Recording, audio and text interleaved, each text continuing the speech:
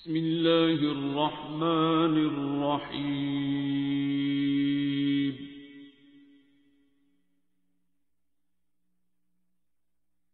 الرحمن سب بابا جی کا اور یہ سب لوگ قافلے کی صورت میں ان کو بلاوا ہوا ہے تو یہ جا رہے ہیں. کیا سارا سلسلہ ہے؟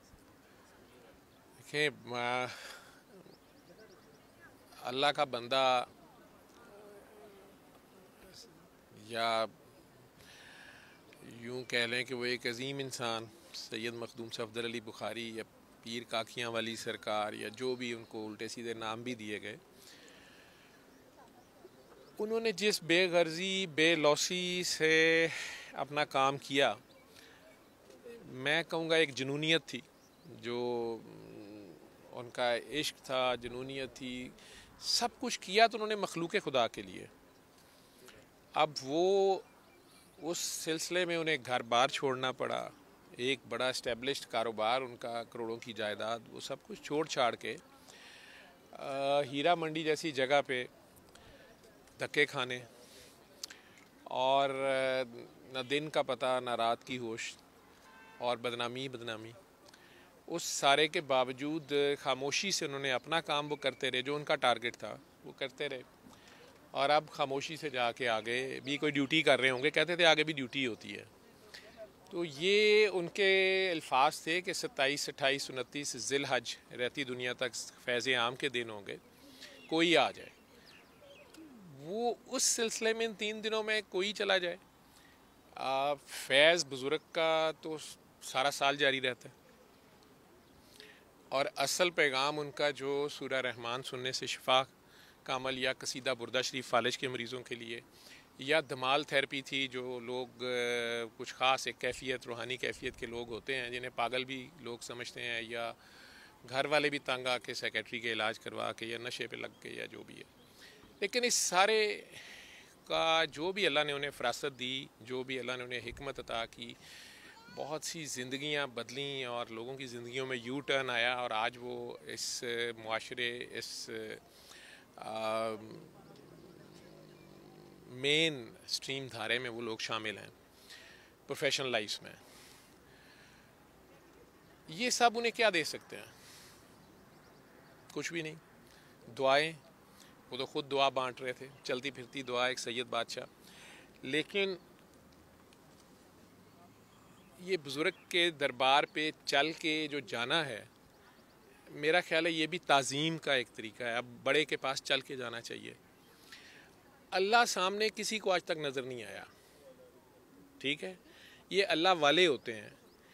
اور اصل میں لوگ کہتے ہیں ہم کسی کو نہیں مانتے، یہ انہی کو ماننا ہی اصل مسئلہ ہے. یہ شیطان بھی کہتا تھا میں نے نہیں ماننا آدم کو، اور اللہ کہہ رہا تھا یہ میرا ہے، اس کو ماننا ہے.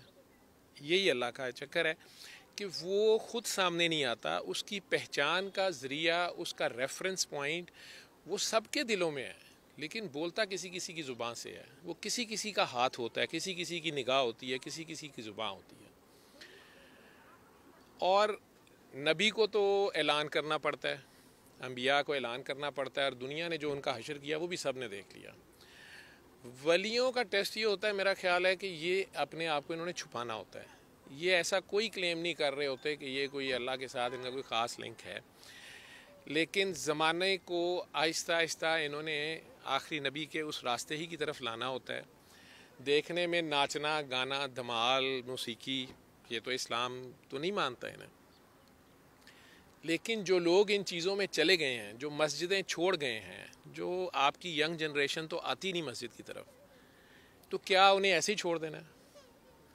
تو ہیرا منڈی جیسی جگہ، یا یوں کہہ لیں کہ جو ڈرینیج سیوریج سسٹم تھا شہر کا، گند جہاں، اور چوک ہو جاتا ہے سارا کچھ جا کے وہاں پہ، اور آپ کے ہی بھائی بند، کسی کا خامند، کسی کا بھائی، کسی کا بیٹا، اور گھر والے اس کے پیچھے کھجل ہو رہے ہوتے ہیں، نشے پہ لگ گیا جی، فلاں نے پیچھے لگا لیا جی.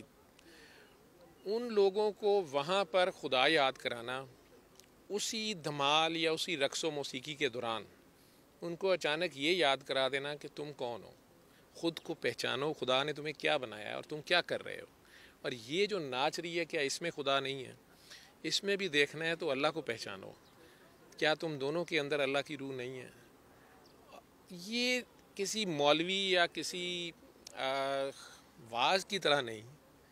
انہوں نے ان کے اندر انہی کی طرح بن کے، جیسے گٹر میں جمع دار خود بھی سارا لتھڑ پتھڑ جاتا ہے، تو کوئلے کی کان میں سارا کوئلہ ہی ہوتا ہے، لیکن کہاں ہیرا ہوتا ہے وہ جوہری پہچانتا ہے. تو ہیرا منڈی میں کوئی جوہری گیا، اس نے وہاں سے کوئی 300 سے زائد ہیرے تراشے اور قدردانوں کے حوالے کر دیے، ان کی شادیاں کرائیں اور وہ جگہ اجڑ گئی. پھر ادھر آ گئے تو ہم جیسوں کو سورہ رحمان سننے پہ لگا دیا، اور یہی ان کا میسج تھا. اس سارے کا اگر میں کرکس نکالوں تو جہاں تک شفا کی بات ہے، مریضوں کے یا لوگوں کے ٹھیک ہونے کی بات ہے، وہ تو ہیرا منڈی کی کاکی کی دھمال میں بھی ٹھیک ہو جاتے تھے، یا موسیقی شازیہ منظور کی مائے نی، یا دم مست کلندر نصرت فتح علی خان کی، یا شام کلندر نور جہاں کی. لیکن سورہ رحمان سے ٹھیک ہو رہے، تو سب میں تو شفا دینے والی اللہ کی ذات تھی. تو اصل میں ان کا میسج یہ تھا کہ وہ تو معاف کرتا ہے، تم بھی معاف کرو، وہ تو پیار کرتا ہے، تم بھی پیار کرو. تو ان کا پیغام تھا بے غرض پیار کا، لیکن وہ تقریر کی صورت نہیں تھا، وہ پریکٹیکل کی صورت تھا. عشق باتیں نہیں کرتا، عشق کر کے دکھاتا ہے. تو انہوں نے وہ کر کے دکھایا، گندے مندوں کو گلے لگایا اور پیار کیا.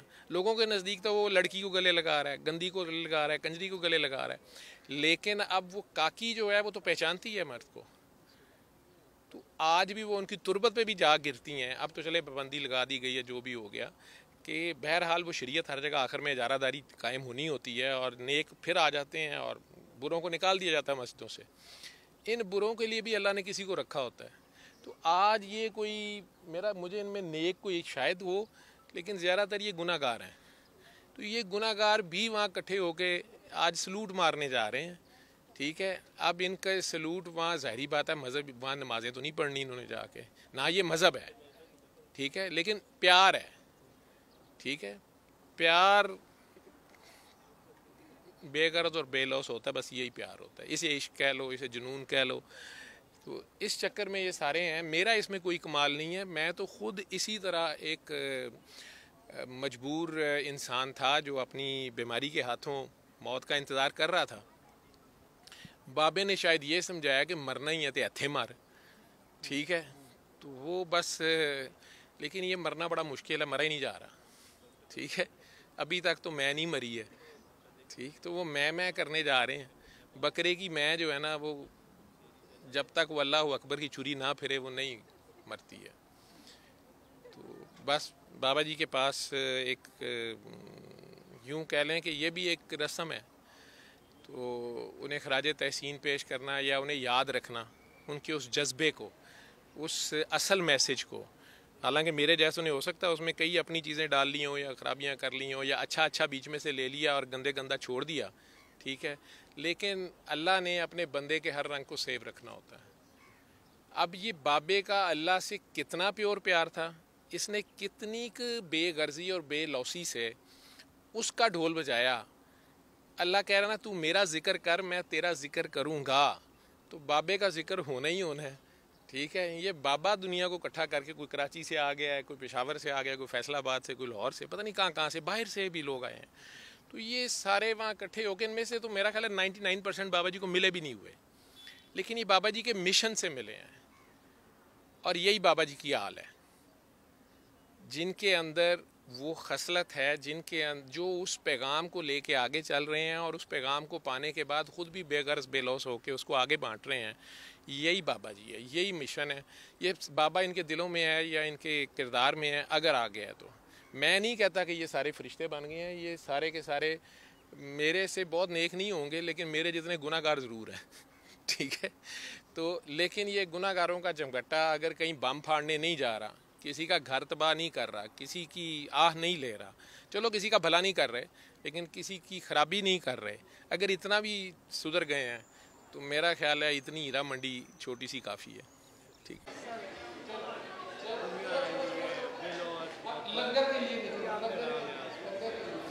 میرا پیغام وہی ہے جو بابا جی کا پیغام تھا. بابا جی پیار پیار اور پیار، اور بلا رنگ نسل مذہب کے، بلا تفریق. اگر کسی نے انسانیت دیکھنی ہے تو آپ آج دیکھ رہے ہیں یہاں پہ کوئی وی آئی پی نہیں ہے, کوئی خاص نہیں ہے, کوئی سارے عام ہیں, سارے عام ہیں. اور سرکار دو عالم صلی اللہ علیہ وسلم کا پیغام ہے اللہ اللہ اللہ. 3 دفعہ وہ اللہ اللہ اللہ آنکھیں بند کر کے کہا کرتے تھے اللہ کے آگے چلے جاؤ. اور سورہ رحمان 7 دن سورہ رحمان کوئی سن لے, اس میں بھی یہی پیغام تھا کہ بلا رنگ مذہب نسل کے دنیا کے کسی کونے میں سورہ رحمان سن لے, موت کے سوا شفا ہے. اور میں نے تو اسے پریکٹیکلی آزمایا ہے. میں سوئٹزرلینڈ میں تھا, پھر جرمنی میں تھا, اب میں لمز میں پروفیسر ہوں. تو میں نے پوری دنیا میں لوگوں کو شفا یاب ہوتے دیکھا. میں سائنس کا بندہ ہوں, ایک سائنسدان ہوں, تو کتاب کا بندہ ہوں, لاجک کا. تو میں نے اسے حقیقتاً ایسے ہی دیکھا کہ لوگ شفا یاب ہوئے, یہودی, عیسائی, حتیٰ کہ ایتھیسٹ جو اللہ پہ بھی یقین نہیں رکھتے, انہیں بھی سورہ رحمان کے سننے سے شفا ملی. اور آج مجھے لگ بھگ 25 سال ہو گئے ہیں بابا جی کے ساتھ, اور میرا رشتہ ان کے ساتھ یوں کہہ لیں وائی فائی پہ تھا, میں باہر ہوتا تھا. تو آج کی دنیا دیکھ لیں جس میں افراتفری ہے, لڑائی ہے, مار کٹائی ہے, نفرت اور نفرت کا بیج بو کے لوگ ملکوں پہ حکمرانی کر رہے ہیں. ابھی ہم نے دیکھا ایران اور اس میں جو جنگ چل رہی تھی, پاکستان انڈیا میں, امریکہ میں ٹرمپ ایک فینومین ہے, نفرت بو کے تو وہ حکمرانی کر رہے ہیں. اور یہاں پہ ایک انسان ہے جس نے محبت اور کل عالم میں جہاں پہ پیغام پہنچتا وہ کھچا چلا آتا. ہماری کتابیں نہیں اسے سمجھ پائیں, نہ سمجھتی ہیں. ہماری کتابیں یہاں کی ہیں, عقل کی ہیں. تو بہت محنت کی ضرورت ہے ہمیں, اور محنت شاید اپنے آپ پہ کرنی ہے, اندر جھانکنا ہے. وہ کہا کرتے تھے آنکھیں بند کر کے تصور باندھو تم ہو تمہارا اللہ ہے. تو اندر کا سفر کرنا ہے. اس میں ہماری کوئی بڑائی نہیں ہے. یہ میں سمجھتا ہوں کہ یہ اللہ والے جو ہوتے ہیں یہ ایک بہت بڑا میگنیٹ ہوتے ہیں. تو یہ دنیا کے کسی بھی کونے میں جو ان کا بندہ ہے اسے اس میگنیٹ کے ساتھ کھینچ لاتے ہیں. تو یہی ہے, آپ دیکھ رہے ہیں آپ خود ماشاءاللہ. میرا نہیں خیال کہ میں نے پچھلے 20-25 سال میں اس سسٹم میں جو میں دیکھ رہا ہوں, میں اب لال شہباز بھی جاتا ہوں. میں پہلے نہیں تھا جاتا درباروں پہ, طریقہ ہی نہیں تھا, تمیز ہی نہیں تھی, پتہ ہی نہیں تھا. تو یہ ایک علیحدہ ہی رنگ ہے. جنگل میں منگل ہے, للہ ہے. ہم نے وہ دور دیکھا تھا جب یہ سڑک نہیں تھی, یہ جنگل تھا, لٹرلی جنگل تھا. بابا جی کا گھر پیچھے تھا ڈوڈی تھل میں. تو مطلب یہ جو للہ انٹرچینج سے سڑک ہے یہ بھی کوئی اتنی نہیں تھی. وہ کہا کرتے تھے یہاں پہ نور پور شاہ بنے گا. امام بری سرکار نور پور شاہ مطلب اسلام آباد بنا. وہ کہا کرتے تھے یہاں نور پور شاہ بنے گا. تو میں نے 20 کے سال میں دیکھ لیا کافی کچھ بدل گیا. ان کا راز ہمیں نہیں پتا ہوتا یہ کون لوگ ہوتے ہیں.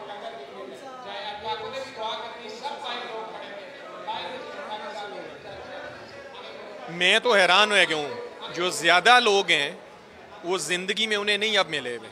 یہاں پہ جو آپ لوگ دیکھ رہے ہیں, میں آج کچھ لوگوں کو ملا ہوں جو کینیڈا, دبئی, امریکہ سے آئے ہیں, اور اسپیشلی انہی کے لیے آئے ہیں, اور وہ زندگی میں نہیں ان سے ملے ہوئے. صرف سورہ رحمان کا پیغام یہ یوٹیوب پہ مست ہیلرز, یہ ڈاکٹر صاحب لگے ہوئے ہیں, ان کی ڈیوٹی ہے, وہ لگے ہوئے ہیں, بے لوس لگے ہوئے ہیں, بے غرض لگے ہوئے ہیں.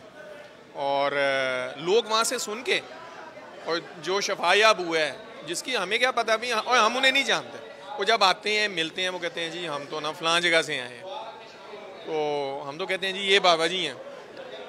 ہاں ہم لوگ تو اندر سے کچھ بھی نہیں, ہم تو خود بھائی منگتے ہیں, ہم تو خود منگتے ہیں.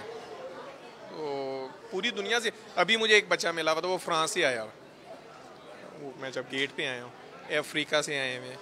تو میں یہ جتنے لوگ ہیں یہ زندگی میں میرا خیال ہے 99% لوگ جو آج آئے ہوئے ہیں یہ بابا جی سے نہیں فزیکلی نہیں ملے ہوئے.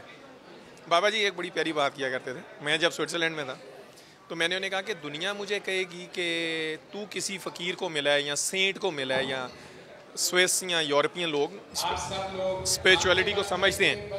تو اس نے کہا کہ, میں نے کہا کہ بابا جی وہ لوگ کہیں گے کہ تم تو کسی کو ملے ہو, تو ہم تیری بات پہ کیسے یقین کر لیں. انہوں نے کہا کہ اول تو میرا بتایا نہ کرنا، کیونکہ اگر اللہ کا کام ہے تو اللہ کا ڈائریکٹر میرا تو کیوں بتاتا ہے. میں نے کہا بابا جی میں سائنسدان ہوں، بات آپ کی آپ سے سیکھی ہے تو آپ کا حوالہ دیے بغیر رہوں گا نہیں. تو وہ لوگ کہیں گے تو پھر میں کیا جواب دوں. انہوں نے کہا جس سے مجھے ملنا ہوگا میں خود اس کے گھر جا کے مل لوں گا. اس وقت یہ بات نہیں سمجھ آئی. آج سمجھ آتی ہے کہ یہ تو اب یہ فزیکلی تو انہیں نہیں ملے ہوئے. تو پیغام ہے نا، یہ درد کا مشن ہے. پیار پیار پیار، جیسے آپ نے کہا بے لوس پیار، درد کا مشن ہے. اور ان کا بڑا پیارا فکر ہے کہ اللہ دکھی دلوں میں ملتا ہے، ٹوٹے ہوئے دلوں میں ملتا ہے، غریبوں میں بیٹھ کے ملتا ہے، امیروں میں نہیں ملتا. اللہ ادھر ملتا ہے، گلیوں میں، بے حال لوگوں میں، تباہ حال لوگوں میں، درد میں، دکھی لوگوں میں بیٹھنے سے. کوئی کسی کو نہیں جانتا لیکن یہاں آ جاتی ہے. میں کیونکہ میڈیا سے ریلیٹڈ ہے میرا کام، میں آرٹسٹ ہوں، سنگر ہوں، اور لائف میں انسان بہت کچھ اچیو کرتا ہے لیکن اپنے آپ سے ملاقات بہت کم ہوتی ہے. یا آپ کو کوئی اگر کہہ دے کہ آپ بڑے پیارے ہیں یا اللہ نے آپ کو بڑے پیار سے بنایا ہے، آپ اپنے آپ کو پیار کیوں نہیں کرتے؟ تو یہ کویشچن ریز ہوتا ہے. تو میرے لیے تو ایک شاکنگ ہے اسٹنٹ پوائنٹ تھا کہ مجھے جب کسی نے کہا کہ آپ اتنی پیاری کیوں ہیں، تو میں نے اس بات پہ کبھی غور کیا ہی نہیں تھا. میں بہت زیادہ شکوے شکایتیں کرتی تھی. مجھے لائف میں ریئلائز ہوا کہ اللہ آپ کے لیے کافی ہوتا ہے. اور آپ کو جب آپ اپنے آپ سے پیار کرتے ہیں نا، اگر مجھے کوئی کہے کہ میں نے کسی سے پیار بانٹا ہے، میں نے دنیا میں پیار بانٹنا ہے، لوگوں میں بانٹنا ہے، تو وہ پیار پہلے مجھے اپنے آپ سے کرنا پڑے گا. پھر کویشچن ہوتا ہے کہ آپ اپنے آپ سے پیار کیسے کریں. مطلب جب تک آپ اپنے آپ کو کمپیریزن میں ڈالتے رہتے ہیں لوگوں کے ساتھ اور ریسزم میں رہتے ہیں، اور مجھے ایسا لگتا ہے کہ جو ایکسپیکٹیشنز ہوتی ہیں نا، وہ چاہے آپ کی فیملی کیوں نہیں، آپ جب ان کو ختم کرتے ہیں نا تو آپ کی لائف بہت سکون میں آ جاتی ہے. مطلب اگر آپ کسی کے ساتھ کچھ بھلا بھی کر رہے ہیں نا، تو ایکسپیکٹ مت کریں کہ آپ کو واپس بدلے میں کچھ ملے گا. بس کر دیں، اللہ کے لیے کر دیں. اور بابا کہتے ہیں کہ اللہ کا وعدہ ہے کہ وہ کسی کا احسان نہیں رکھتا ہے. تو that was the changing point of my life. میری لائف بدل گئی. کوئی کسی کو نہیں جانتا. موسٹ پرابلی میں فرسٹ ٹائم یہاں پر آیا ہوں. تو کیا چیز ہے یہاں پر کھینچ کے لاتی ہے اور کیا لینے آتے ہیں؟ بے غرض پیار، جس میں کوئی غرض ہی نہیں ہوتی. لوگوں میں تو اتنی غرض ہوتی ہے، ایون کہ اپنے بہن بھائیوں میں اتنی غرض ہوتی ہے، لیکن یہاں ایک ایسی چیز ہے کہ بے غرض ہے، بالکل کوئی غرض نہیں کسی قسم کی. اور دعا بھی جو ملتی ہے وہ بھی بے غرض. سب سے بڑی بات بے غرضی ہے، بے لوثی ہے. اس سے بڑھ کے اور کچھ بھی نہیں. اور انسان کو چاہیے بھی یہی ہوتا ہے. تو یہی چیزیں کھینچ لاتی ہیں. میسج دیں گے لوگوں کو اپنے جیسے ہمارے جیسے؟ میں بس یہی میسج دوں گی کہ یہ دنیا فانی ہے، یہاں سے ایک نہ ایک دن ہم نے چلے جانا ہے. اور جس کے ساتھ بھی آپ کریں نا، بے غرض کریں، کوئی غرض نہ رکھیں. اور اگر بے غرض، بالکل بے غرض ہو کے چلیں گے نا آپ، تو یقین کریں اللہ آپ کو وہاں سے نوازے گا جہاں سے آپ کی سوچ بھی نہیں ہوگی. تقریباً 1.5 سال سے آ رہی ہوں، اور پتہ نہیں، اللہ کا پتہ تو تھا پر اللہ کو دیکھا نہیں تھا کبھی ایسے. اور میں ڈپریشن پیشنٹ تھی، تقریباً 16 سال سے میڈیسن میں کھا رہی تھی. اور یہ سورت رحمان کا پیغام جو بابا دیتے ہیں، بیسکلی تو وہی کیا تھا، تھیراپی کی تھی اپنے لیے. اور الحمدللہ میرا خیال ہے میں 3 دن بعد کیور تھی اور میری میڈیسن چھوٹ گئی ہوئی تھی. لیکن پھر بابا سے ملاقات ہوئی. ماں نظر آتی ہے، اللہ نظر نہیں آتا. اور ایسے ہی شاید بابا ہیں کہ ہمارے سارے وہ جو اللہ کے لیے شاید، یا ان رشتوں کے لیے جو فیل ہے، وہ بابا سے ملتی. اگر وہ اس دور میں کہیں کہ مرد مومن نہیں نظر آتے، تو وہ اس 45 now I am، تو وہ بابا میں نظر آیا. تو اب اتنا سکون ملتا ہے، پتہ نہیں، جب دل چاہتا ہے کہ اللہ کو ملیں تو پھر آ جاتے ہیں. اور پتہ نہیں اب یہ شاید آپ لوگوں کو شرک لگے یا کچھ اس طرح، پر ہمیں وہ جائے نماز والا سکون ملتا ہے بابا کے پاس. بابا کے ساتھ بات کر کے، اس پیغام کو پہنچا کے، دوسروں کو بتا کے اچھا لگتا ہے. ماما جی بتائیے گا، یہاں پر کب سے آپ آ رہی ہیں؟ میسیج جو بابا جی کا ہے وہ کیا ہے؟ تھوڑا سا آپ میں تقریباً مجھے بات کرنی ہے. میں تقریباً 3 سالوں میں، اور تھوڑا سا الٹا حساب ہے، مجھے میرا بیٹا لے کے آیا. وہ بھی ماشاءاللہ ڈاکٹر ہے، ریڈیالوجسٹ ہے. تو بس مجھے تھی الرجی پچھلے 5 سال سے، شدید قسم کی اسکن کی. जैसे मौसम में मैं अभी खड़ी हूँ बाया पहन के, मैं नहीं खड़ी हूँ, लेकिन अल्हम्दुलिल्लाह उसके बाद से आ रही हूँ और दुआ करवा रही हूँ, और जो कुछ मिलता है या आप महसूस कर सकते नहीं बता सकते।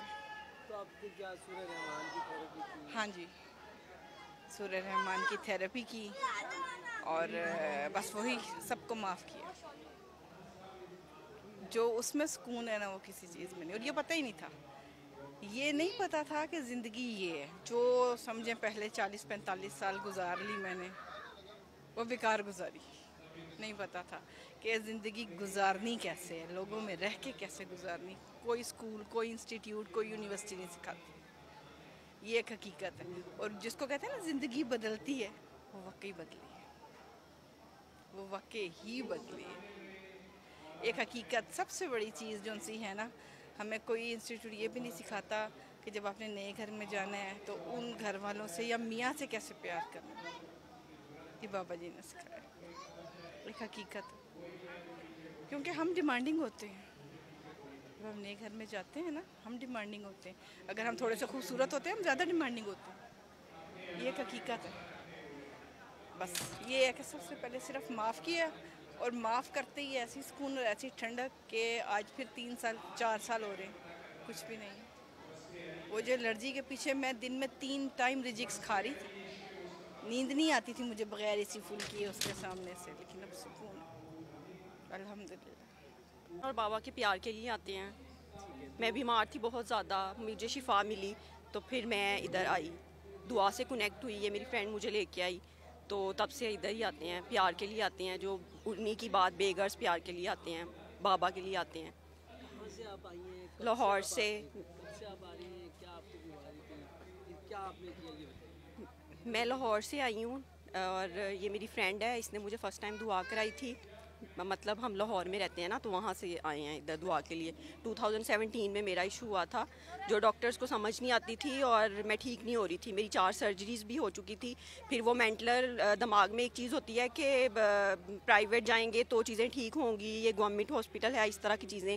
लेकिन जब दुआ की तो अल्लाह ताला की रहमानियत शुरू हुई, और जब आंखें बंद की तो खुद का ही गंद नज़र आया। जो उसको ठीक करते गए तो खुद शिफायाब होते गए। मतलब वो बीमारी नहीं थी, वो अंदर अपना एक गंद था जिसको क्लीन करते गए और चीज़ें ठीक होती गईं।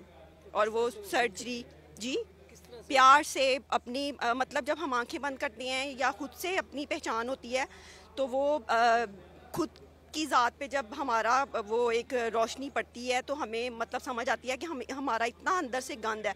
जैसे जैसे हम उस चीज़ को क्लीन करते जाते हैं तो वो कहाँ गई बीमारी, कहाँ मुझे यहाँ से शिफा मिली और मैं सेहतयाब हुई। علم القرآن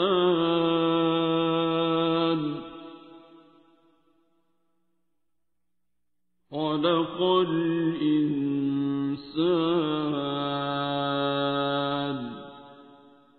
علمه البيان